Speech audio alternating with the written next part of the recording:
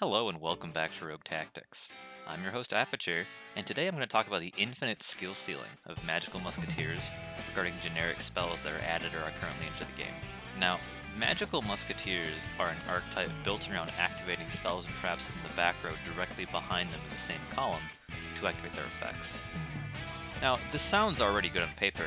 They're a reverse kind of Mech Knight archetype, but the more the game progresses and the more generic spells that are released in the game, especially due to power creep and such like that, the stronger this archetype tends to become. In the current format, we have access to 3 to 4 cards that are unrespondable to, turn off entire mechanics of the game, and allow muskets to plus so hard we can clear nearly every board with them. It's gotten to the point where there's almost nothing that muskets are afraid of bar like back row, and even then, we have cards that say you can't play it that turn. I've taken the liberty of assembling a small list of almost all generic spells, quick plays, whatever, that are currently usable in this format. There are some obvious outliers, but we'll cover those later. Now, first on this list is Dark Ruler No More, a card many people are familiar with. You get to negate all effects of face-up monsters your opponent currently controls until the end of the turn, and it's unrespondable to by monster effects. This card is broken. It is insane. The only downside of the card is you can't OTK. This is the go second card. If you draw this card against a hard go first deck that doesn't use any back row and relies almost entirely on monster effects, of which many of those archetypes do exist, you can just play for free uninterrupted. This is the definition of a generic power creep spell. It does almost everything that muskets want to do, allows us to plus off of it because it's generic, and in some cases will insta-win the matchup for us. Out of all the cards in this list, this card is probably the most strong individual card out of all of them. The no damage taken downside is negligible if you can't go for a Utopia double or an OTK in the first place. So there's almost no reason not to play this card in some way, shape, or form in the current format. This card is especially strong against Spirals and BA Block Dragon in the current format, but even disregarding those two decks, this card should be a staple in any go second main or side deck you could possibly fit it into. Moving on to the next card, we have good old Mystic Mine. Now, Mystic Mine is almost the same as Dark Ruler No More, this current format, where you can just kind of play it against some decks, and they just lose. Sometimes all muskets need to go off is a singular musket summon. One of the largest benefits of Mystic Mine right now in muskets is that it turns off hand traps because those are monster effects, allowing us to safely link one into max and add or special summon as many as we want. It's a semi-hard card to play around if you're not running the Utopia double OTK strategy, but even without that, it is so strong that some decks just lose to it. Just like Dark Ruler No More, a monster-centric deck that isn't prepared for this card can instantly lose to it. It also gives muskets a fighting chance if they somehow lose the die roll or are forced to go first, because they can side incredibly strong cards like Demise of the Land or Metaverse to bring this card out during your opponent's turn. A lot of times, if that happens, your opponent will just lose, because nearly no one will side back row removal against muskets, especially if you don't play Mystic Mine the first game. And even if they did, it's probably just Lightning Storm or something of that sort, and it's far more important to clear your field of muskets than your back row. This card is 100% a staple in the main deck of muskets currently, and unless the format changes to an entirely back row based format, this card isn't going anywhere. Now, on to Super Poly.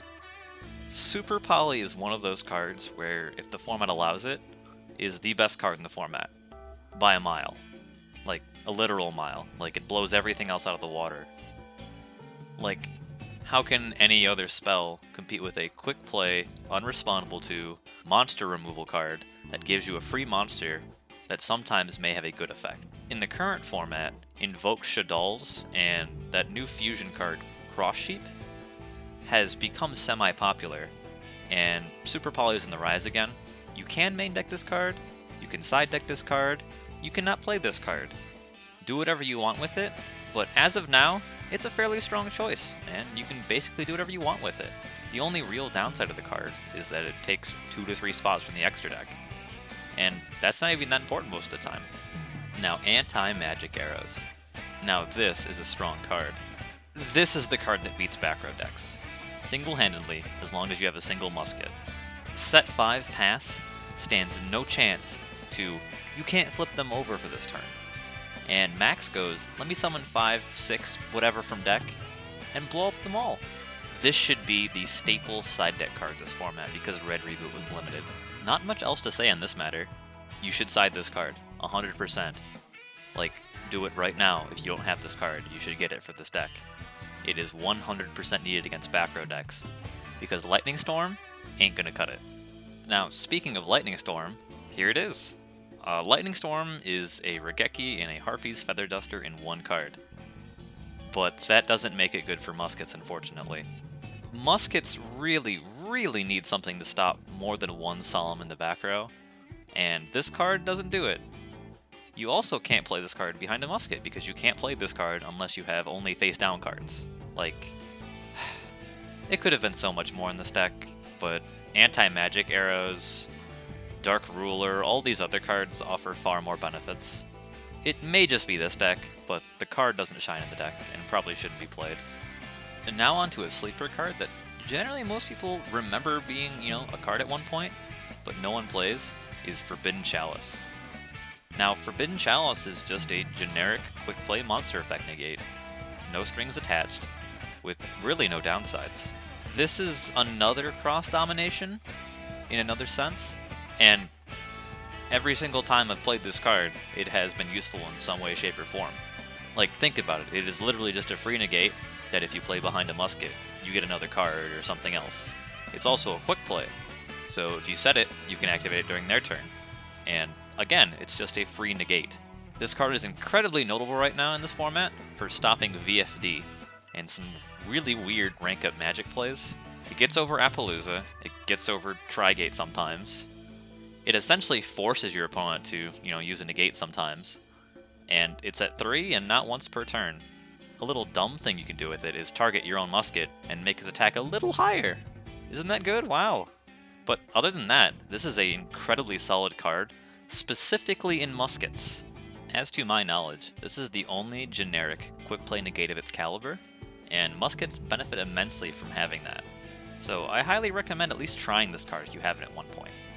Now, the next card in the list is Offerings to the Doomed. This is an incredibly old card, and all it really does is it pops a face-up monster. This effect is format dependent, but it is another Desperado, and it shares the same role as the Forbidden Chalice did, while being another copy of a card we played 3 of already. The main downside of the card is that you skip your next draw phase, but if you're going to lose because you can't get a draw the next turn, you probably weren't going to win that game in the first place anyways. I would say in the current format, it's an average card, but if the format ever becomes so monster-centric and immunity to destruction isn't a big thing, you can play this and safely get over a lot of things for free. It isn't a hard once per turn either, and it's a quick play, so it shares the same qualities as Forbidden Chalice as well. Now, I'm going to group Twin Twisters and Cosmic Cyclone together, because they're essentially the same card. It's generic back row removal with a negligible cost, but it's only a singular one, but at the benefit of being a quick play in our deck. They're good, you'd probably side 3 of them, but the real deal is coupling these with Anti-Magic Arrow or Lightning Storm or Evenly, whatever else is in your side, to prepare for all those back row decks, because that is by far Magical Musketeer's worst matchup. Depending on the meta, you should probably main deck these, but it's incredibly meta-oriented, like I said, and it's up to you to run them or not. But if you're not running in the main, you run them in the side, 100%. Now on to Instant Fusion. Instant Fusion is Instant Fusion. It's been that way for a while. It makes you Thousand Eyes, Millennium Eyes, or Mud Dragon. And depending on the matchup, that is incredibly strong, and should be played at almost all times. The only downside of this card is that it is a hard once per turn card, but that's not really a downside in this deck. You just slap this card under Casper Starfire and go to town. If you aren't playing this card, you should. It's probably going to get hit sometime before Master Roll 5 or when it drops, because this is going to lead to a lot of dumb stuff, like Millennium Eyes in the main zone, making the main majority of searches unashable. But until then, play 2 to 3 in the main. Now, Pot of Desires. This is a controversial card, but it is strong. It is so strong. Because you play most of the muskets at 3, the chances of you banishing all of a certain card are basically 0%. On the downside though, in the current format, everyone and their mother is playing Droll and Lockbird. And a lot of times you will get drolled immediately after using this card and be unable to use Max for the rest of the turn. Other than that, it's an incredibly strong generic draw card in our deck. If you're fine with the risk, play it. If you aren't, play more generic things. But overall, it's not like 100% needed in the deck, but you can definitely play it. If Upstart was at 3, we wouldn't even play this card. Now, Ties with the Brethren is probably the most controversial musket card right now.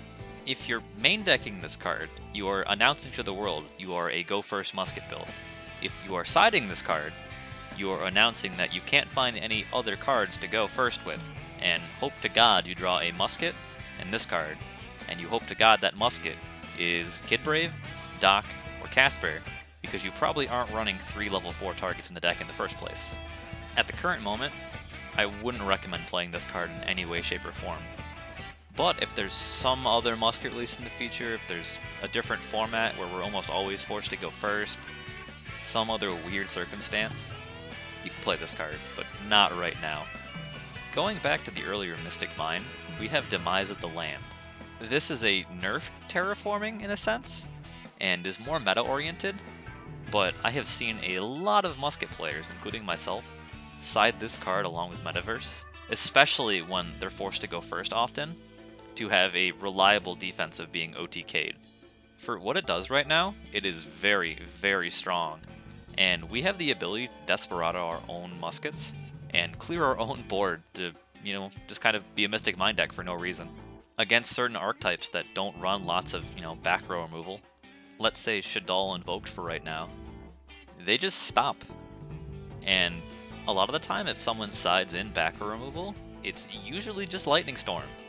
And if you activate this card, they can't activate Lightning Storm because they've summoned a monster.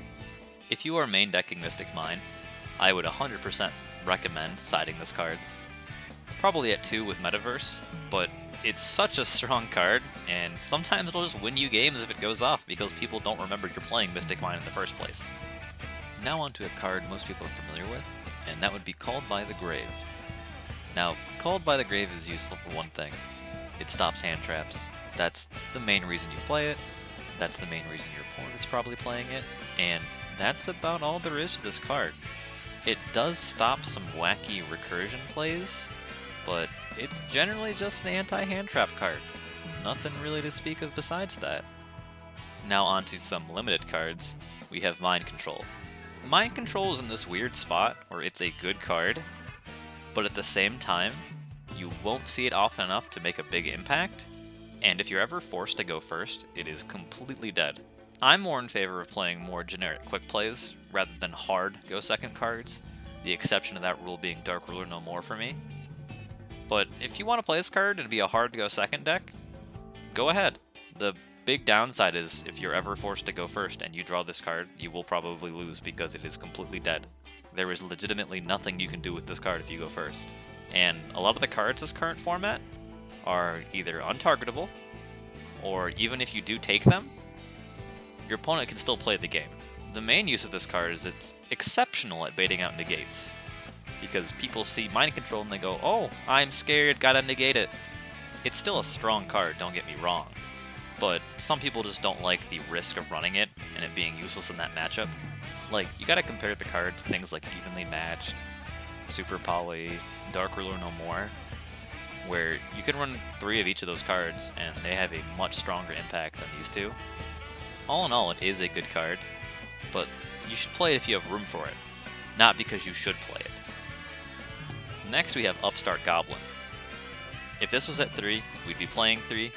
We would probably be the best deck to play this at 3, even though the card is by itself, Upstart, good in every deck. It's a free draw 1 and trigger a musket for no downside, so that's really all it is. If this card was legal at 3, we'd be playing 3 of this instead of Desires. Nothing else to really say about this, besides it's a strong card, especially strong in this deck. Getting near to the end of the list, we have Terraforming. Terraforming's Terraforming. It searches Mystic Mine. Mystic Mine is a good card. Mystic Mine is a broken card. Mystic Mine will win you games. Terraforming is a mystic mine you can activate under a musket to get a search. Terraforming is an ash bait. Terraforming is your friend. This is a good card if running Mystic Mine. And if you aren't running Mystic Mine, why are you playing Terraforming? Lastly, we have Monster Reborn. Just like Terraforming, Monster Reborn is Monster Reborn. It's a free monster. If your musket gets solemned, you can Monster Reborn it back and still go off. You can play it behind a musket to get multiple cards off of a very strong individual card. Realistically though, this card's insane. This card lets you recover from a solemn. Being able to main deck this card, at the very least at 1, gives us some recovery, and allows some really cool plays involving Calamity and Starfire. All in all, you should be running this card. There is no reason not to run this card. So, run it, right now. There are some other good generic cards like Book of Moon, and some other random ones I probably haven't mentioned. But in the current format, those cards aren't exactly as strong as they should be, and aren't really worth a mention. In the future, there's a lot of weird generic quick plays that are probably going to come out, and I'll probably make another video about them. But until then, here are all the generic spells that muskets have access to in this current format. I hope you enjoyed this little trip through Musket Lane, and see you next time.